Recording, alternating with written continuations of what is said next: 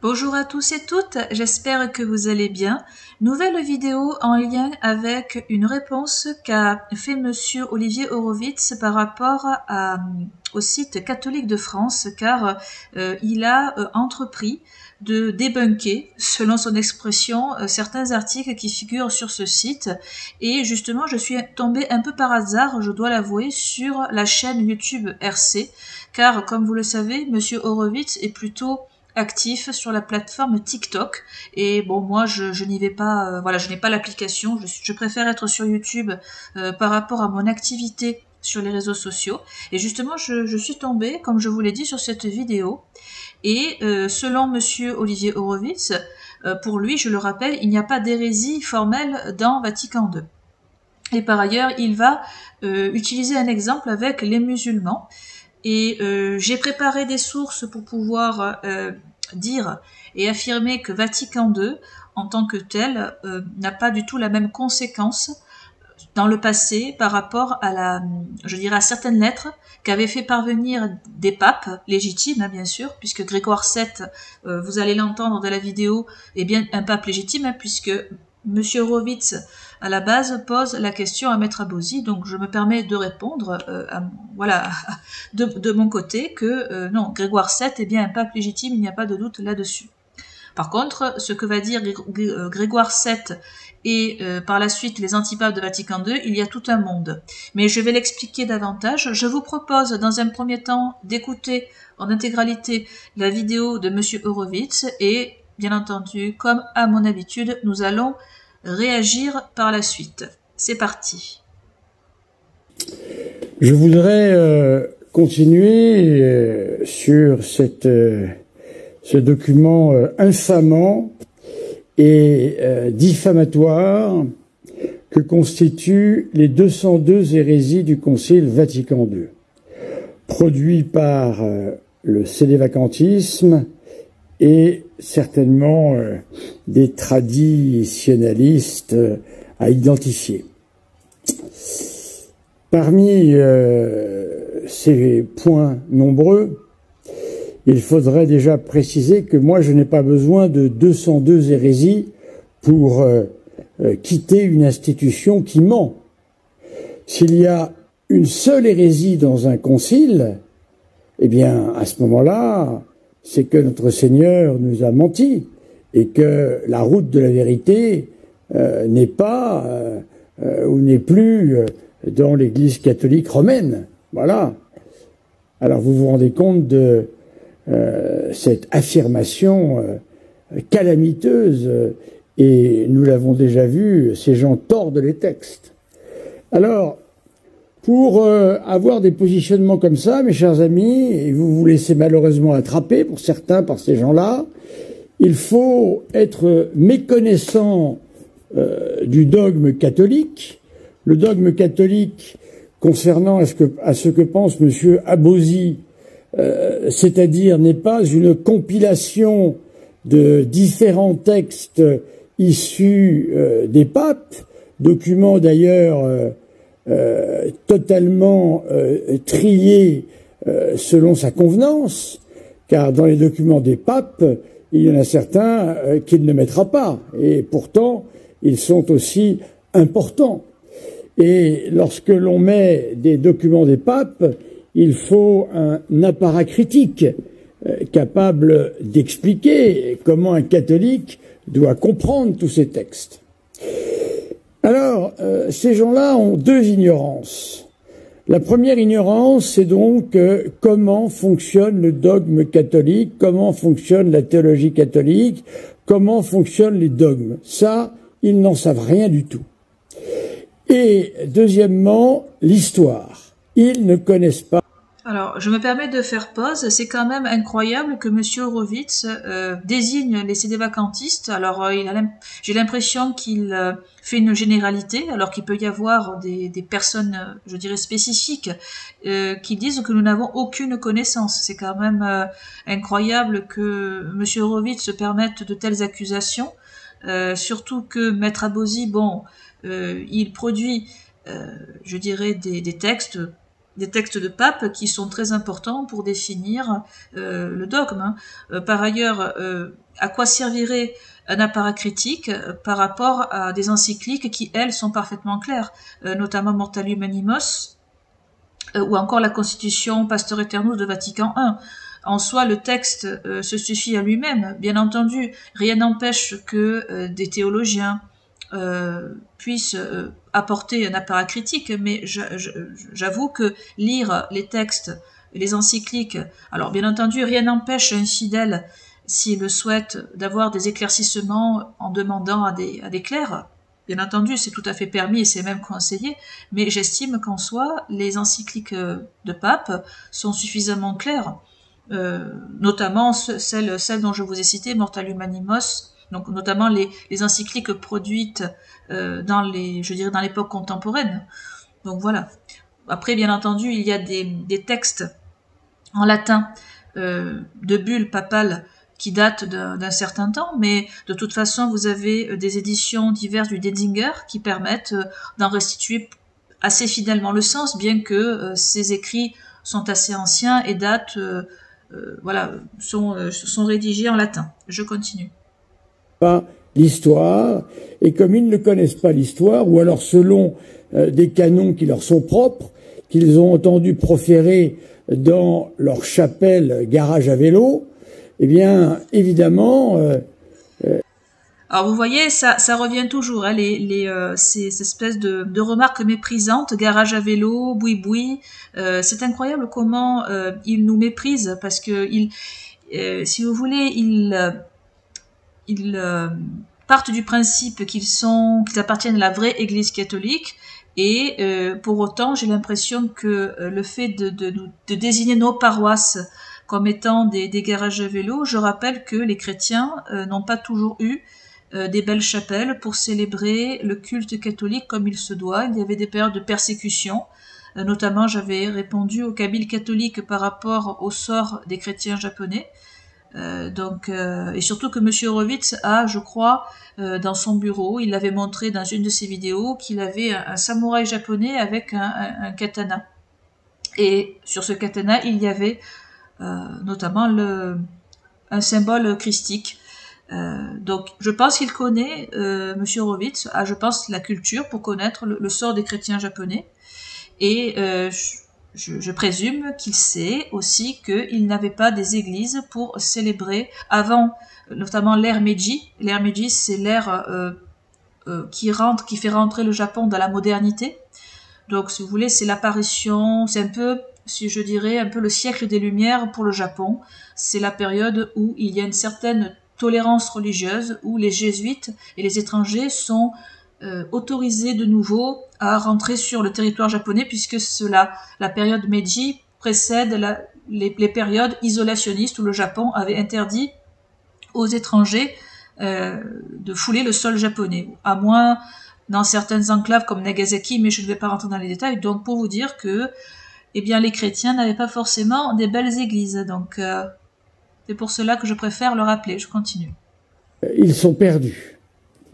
Alors, je vais prendre un exemple, parmi les plus célèbres, parmi les 202 pseudo-hérésies du Concile Vatican II, il y a évidemment la déclaration Nostra Aetate, concernant aussi bien les musulmans que le dialogue avec les juifs, par exemple. Hein. Voilà.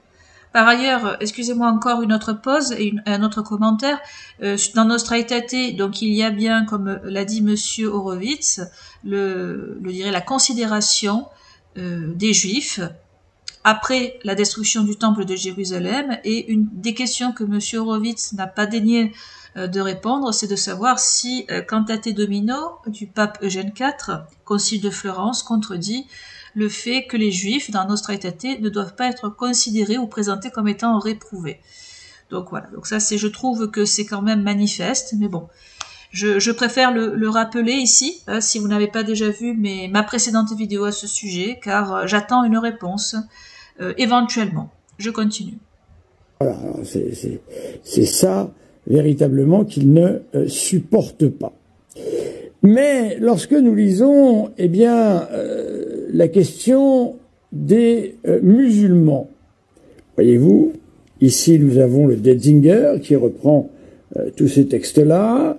Voilà, l'Église regarde aussi avec estime les musulmans, et non pas l'islam, qui adorent le Dieu unique, vivant et subsistant, miséricordieux et tout-puissant, créateur du ciel et de la terre, qui a parlé aux hommes. Voilà. Mais ces gens-là, eh bien, évidemment, se scandalisent face à une telle lecture. Mais voilà Vatican II qui se met à regarder avec estime les musulmans. Et pourtant, eh bien, nous savons que nous n'honorons pas le même Dieu. Et que, évidemment, si nous ne sommes pas dans une attitude de dialogue et d'amitié avec eux, eh bien, nous devons être en guerre, nous devons être en train, eh bien, de nous étriper. Je ne sais pas ce qu'il faut faire. Seulement, ces gens-là n'ont pas remarqué quelque chose d'important. Et ce quelque chose d'important est tout petit, mais pourtant, ça change tout.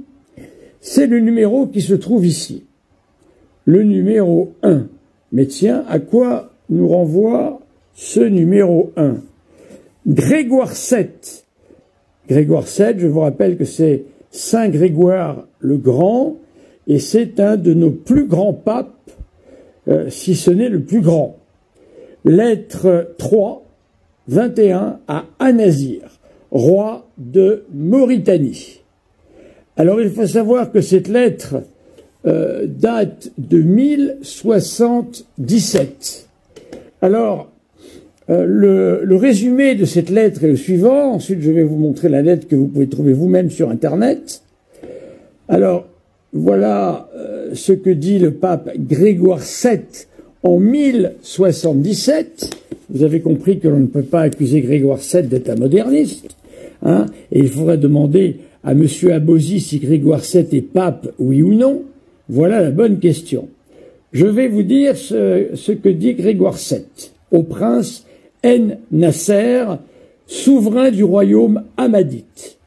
Dieu sait que l'honneur du Dieu Tout-Puissant inspire l'amitié que nous vous avons vouée et combien nous souhaitons votre salut et votre gloire, cette vie et dans l'autre. Nous le prions du fond du cœur de vous recevoir après une longue vie dans le sein de la béatitude du très saint patriarche Abraham. Alors voilà, vous voyez donc le propos de Grégoire VII est extrêmement clair, et voici donc la lettre accompagnée, une lettre du pape Grégoire VII à un prince maghrébin du XIe siècle. Voilà. Alors, la lettre, vous la trouvez sur Internet, voilà, lettre, traduction du chanoine Courtois. Voilà. Grégoire, évêque, serviteur des serviteurs de Dieu, roi à An-Nasir, roi de la province de Mauritanie, en Afrique. Voilà.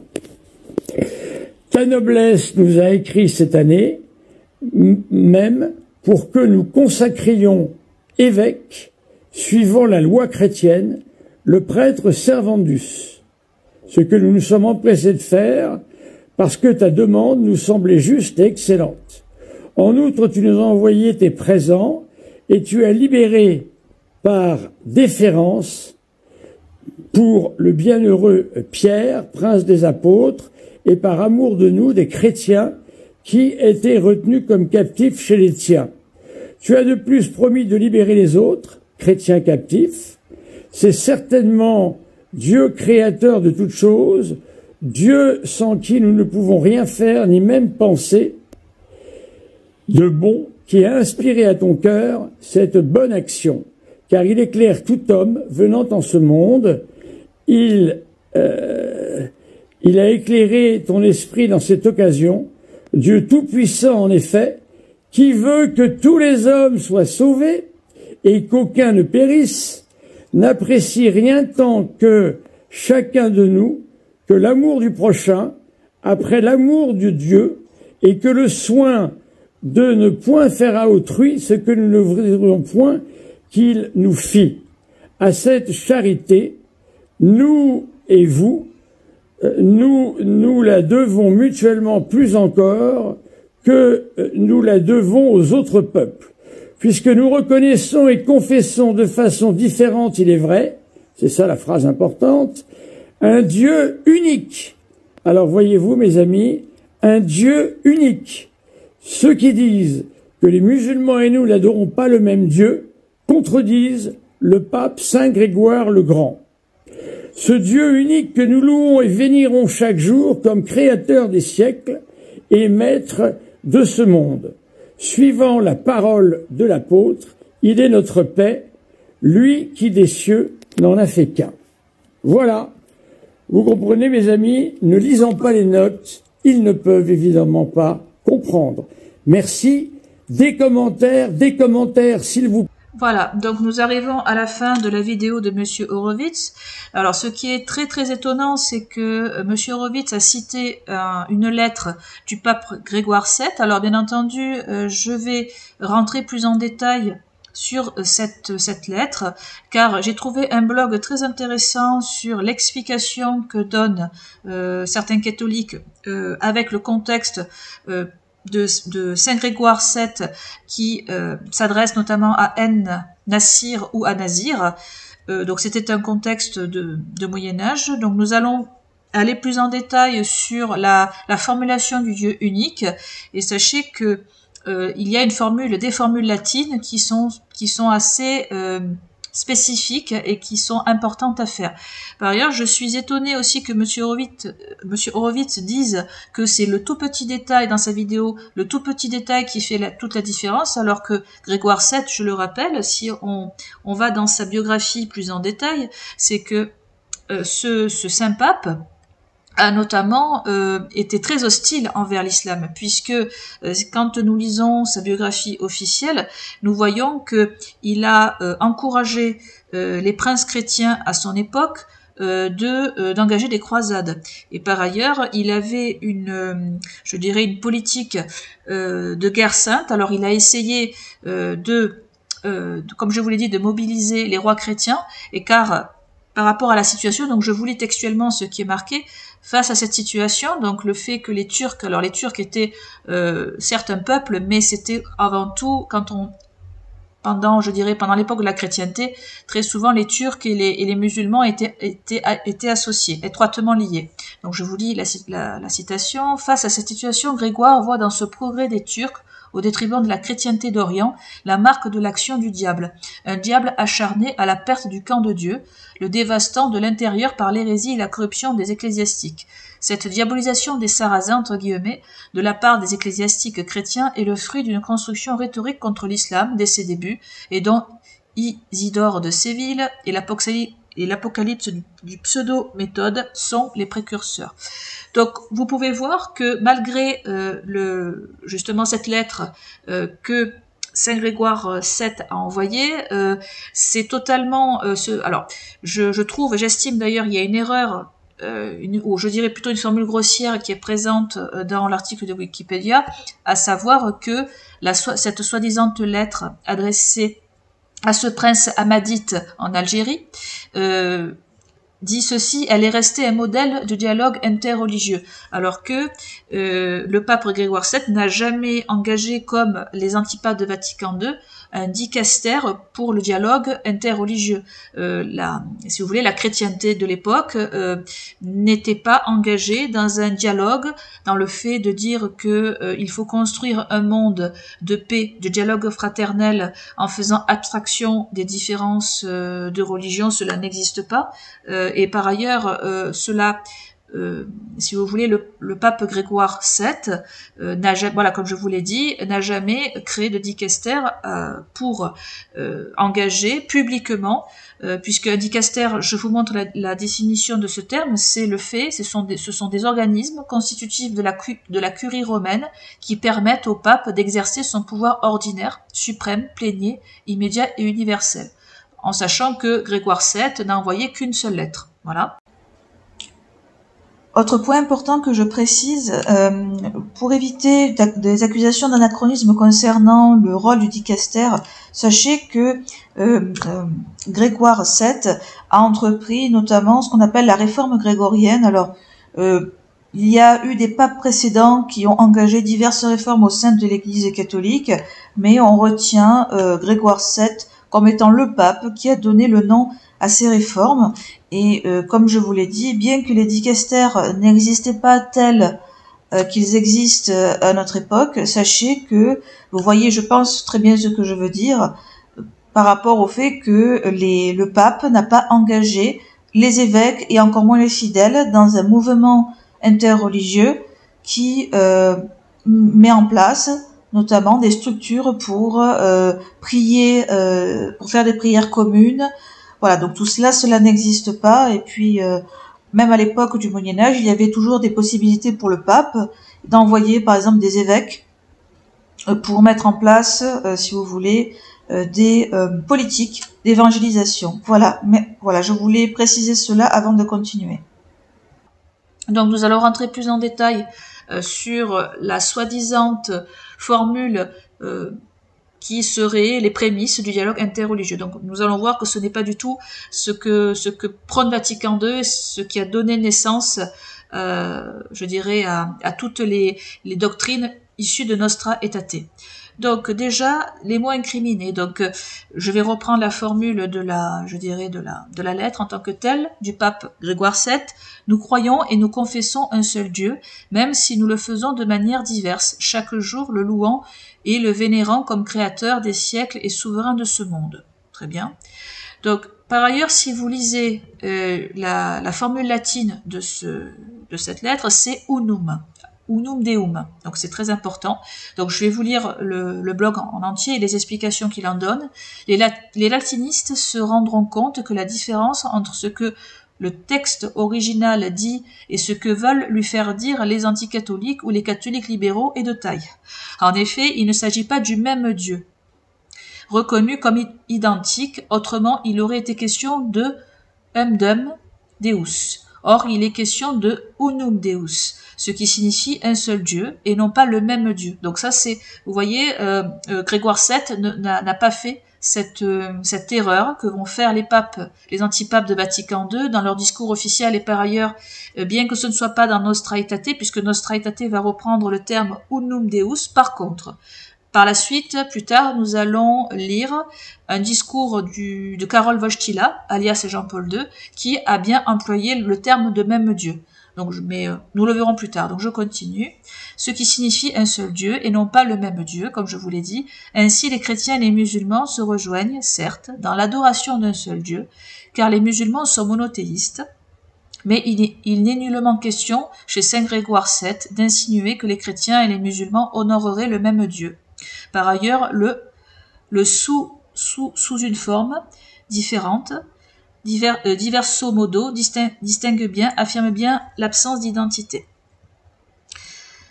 Alors, c'est très intéressant parce que j'avais répondu à Monsieur Lavagna lorsqu'il avait eu son débat avec Maître Abosi sur le fait que les musulmans adorent avec les catholiques un Dieu unique.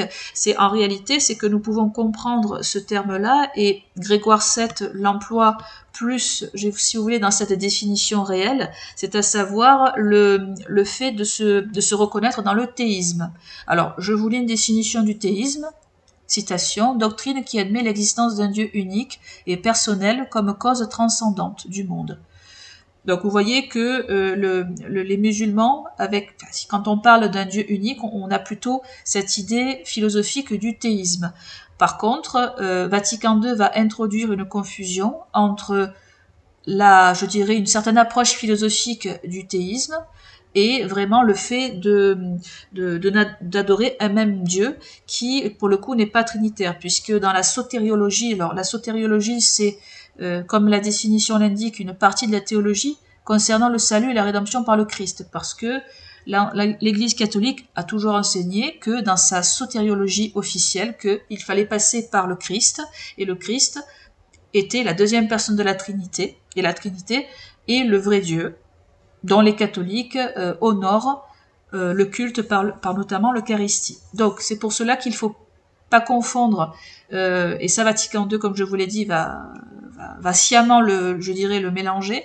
Donc il ne faut pas confondre une approche théiste du Dieu unique et une approche théologique, notamment liée à la Trinité, le fait d'adorer le même Dieu. Parce que là, si on dit le même Dieu, forcément, ça nous évoque un Dieu trinitaire. Par la suite aussi, sachez que je dirais même dans la philosophie aristotélicienne, vous avez le terme du premier moteur qui a été récupéré notamment par saint Thomas d'Aquin et par les courants scolastiques lorsqu'ils se sont appropriés la philosophie des païens.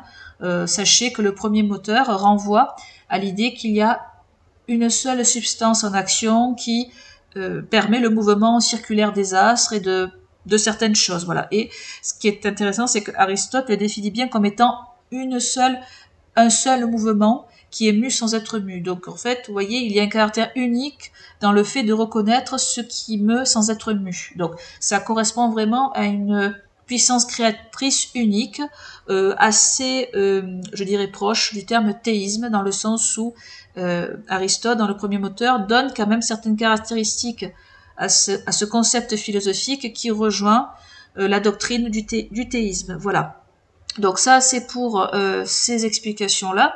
Par ailleurs, je voulais rappeler que je dirais les papes en règle générale ont toujours de manière officielle dans des conciles, notamment le 5e concile du Latran, bien que Grégoire VII ait adressé personnellement des louanges à ce sultan, à ce roi Ahmadite, parce que ce roi musulman avait traité avec bonté les captifs chrétiens et il a voulu manifester une certaine estime. Par ailleurs, on peut dire que Grégoire VII a voulu, si vous voulez, mettre en avant les qualités morales de cette personne.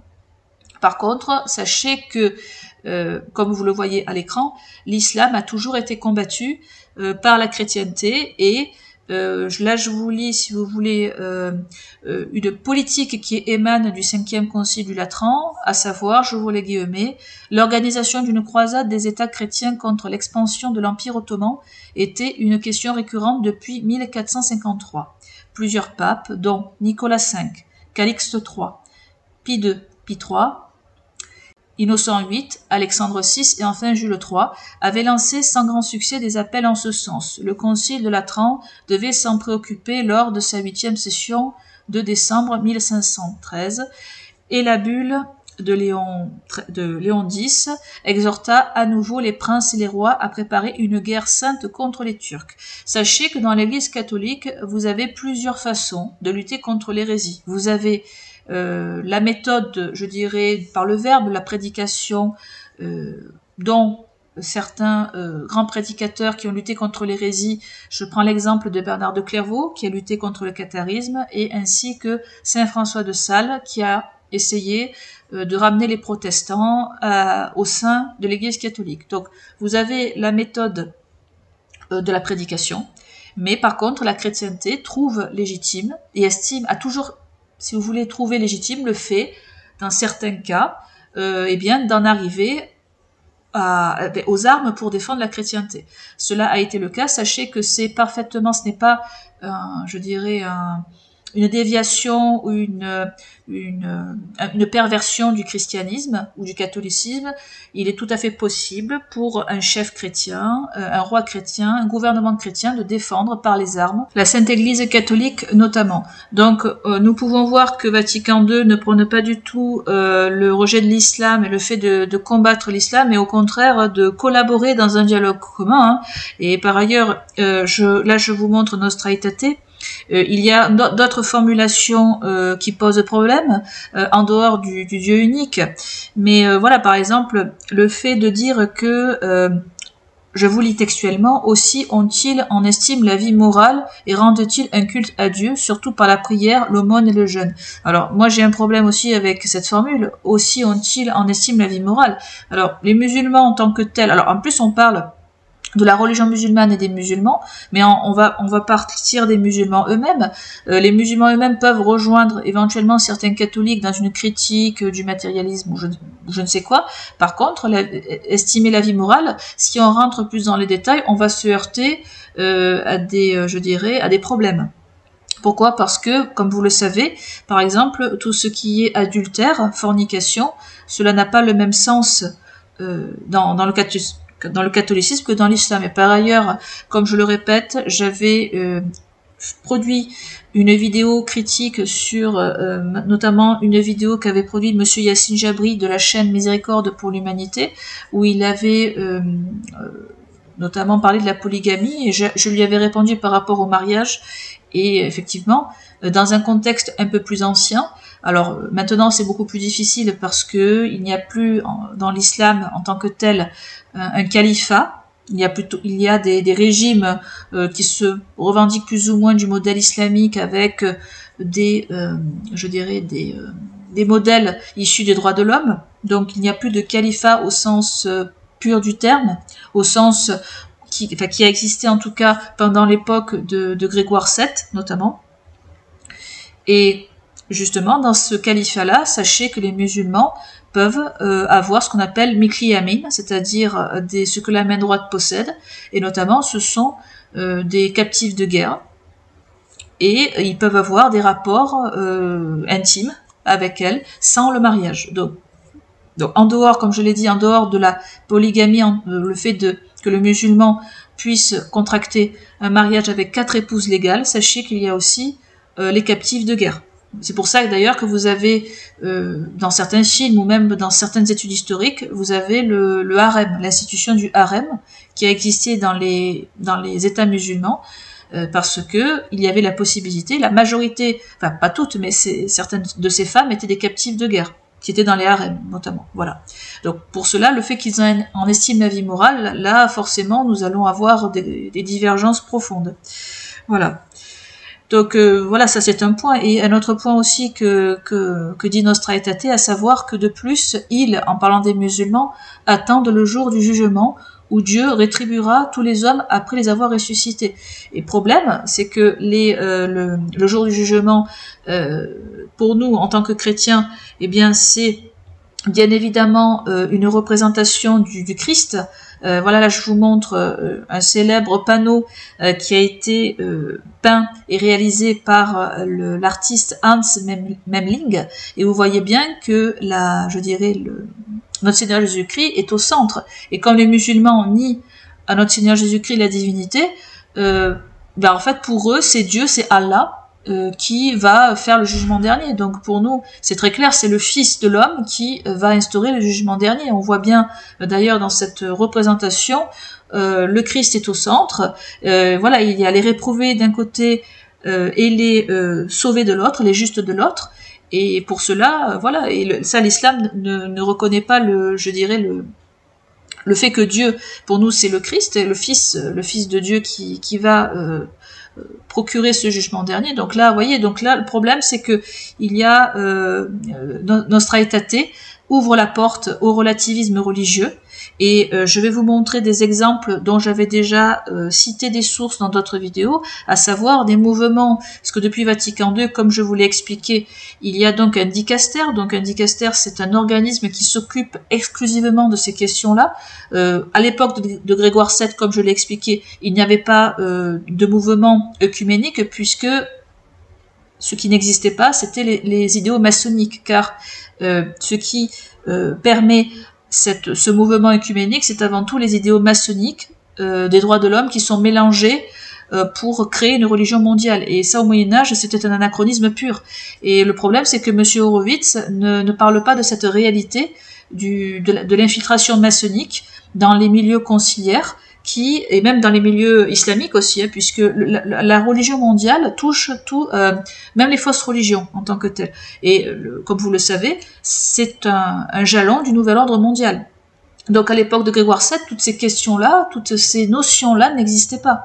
Donc c'est pour ça que c'est de l'anachronisme pur que de parler en citant cette lettre du dialogue interreligieux tel qu'il existe aujourd'hui. Et par ailleurs, là je suis en train de vous montrer un site qui s'intitule Ensemble avec Marie, qui est typiquement dans cet esprit d'instaurer ce qu'on appelle un dialogue fraternel entre les chrétiens et les musulmans. Par ailleurs, je vous montre la citation élogieuse du cardinal entre guillemets Aveline, et sachez qu'il a été, c'est le nouveau représentant de la Conférence des évêques de France qui a remplacé Monsieur Éric de Moulin-Beaufort. Et voici ce qu'il dit par rapport à cette structure. Je vous lis. Je veux encourager Ensemble avec Marie, car les rencontres que vous organisez montrent qu'il est plus important que jamais de créer de la fraternité et de faire reculer la peur, d'entretenir de l'amitié pour faire échec à la méconnaissance, voire à la violence. Le dialogue entre chrétiens et musulmans fait partie de la mission de l'Église et c'est le signe de l'amitié de Dieu pour tous les hommes. Voilà. Donc, très élogieux, hein, puisque on voit que ces associations de laïcs, de diverses personnes ont l'aval et ont les institutions conciliaires voient d'un très bon œil ce type de dialogue. Et ça n'existait pas, autant encore une fois, au temps de Grégoire VII. Je suis désolée. Et on va aller plus loin. Je vais citer, parce que je vous avais dit tout à l'heure que c'est vrai que Nostra Aetate en tant que tel ne parle pas du même Dieu, mais d'un Dieu unique. Par contre, lorsque Karol Wojtyła, alias Jean-Paul II, établit et fait son audience générale le mercredi 5 mai 1999, et il parle exclusivement du dialogue avec l'islam, et vous avez des formules où là, il dit très bien, je vous lis. Donc ça, c'est Karol Wojtyła qui parle. C'est avec joie que nous, chrétiens, reconnaissons les valeurs religieuses que nous avons en commun avec l'islam. Donc vous voyez bien que c'est la doctrine en elle-même qui a été combattue par les papes, dont je vous ai cité un exemple lors du Concile de Latran. Donc là, ce n'est pas du tout les personnes, hein. Là, on vise vraiment la doctrine, et c'est ça qui pose problème. Avant tout, je voudrais aujourd'hui reprendre ce que je disais il y a quelques années aux jeunes musulmans. À Casablanca, nous croyons au même Dieu, le Dieu vivant, le Dieu qui crée les mondes et porte ses créatures à leur perfection. Donc là, vous voyez bien que Karol Wojtyła ne dit pas Dieu unique, mais dit même Dieu. Donc la définition théologique, telle que je vous l'avais dit au début. Je vous commence à vous lire, voilà, un petit extrait. Alors attendez, je crois qu'il y en a un autre ici. Voilà, donc chers frères et sœurs, là c'est le même texte. Le dialogue avec les musulmans nous permet de reconnaître avec joie les valeurs religieuses que nous avons en commun. En effet, nous croyons au même Dieu, le Dieu unique, le Dieu vivant, le Dieu qui crée les mondes et qui porte ses créatures à leur perfection. Donc là, il y a bien le concept de même Dieu. Lorsqu'il fait sa visite à Wadi al-Qarrar, vous verrez qu'il dit ceci, il dit, c'est assez célèbre, hein, qu'il dit qu'en fait, que Saint Jean-Baptiste protège l'islam. Donc il protège l'islam, donc une fausse religion, tout le peuple de la Jordanie et tous ceux qui ont participé à cette célébration. Une célébration mémorable, je vous suis reconnaissant à tous. Donc, si Saint Jean-Baptiste protège l'islam, c'est qu'il y a du bon dans l'islam. Et Monsieur Horowitz, je suis désolée de vous interpeller là-dessus, je vous mets au défi de trouver un pape à Vatican II qui a instauré un dicaster pour dialoguer avec les musulmans en faisant l'éloge de leur fausse religion. Donc ça, je vous mets au défi, parce que la lettre que vous avez citée, à savoir celle de Grégoire VII, je le rappelle, cela n'a pas empêché ce même pape de livrer une guerre armée, hein, cette fois-ci. Hein. Donc ça a été par une volonté de lutter contre les personnes en tant que telles, enfin, puisque les Turcs étaient des personnes, par les armes, voilà. Donc ce n'est pas du tout ce que font les antipapes depuis Vatican II, comme je l'ai dit. Et par ailleurs, ce n'est pas parce que je dis ça que je prône la violence. Entendons-nous bien, parce que je ne veux pas que mes propos soient déformés. Je dis simplement qu'il a été légitime, et notamment Saint Grégoire l'a fait, il a estimé légitime, même si cela ne s'est pas réalisé par la suite, il a estimé légitime d'aller faire la guerre à des personnes par rapport à l'islam, je le précise.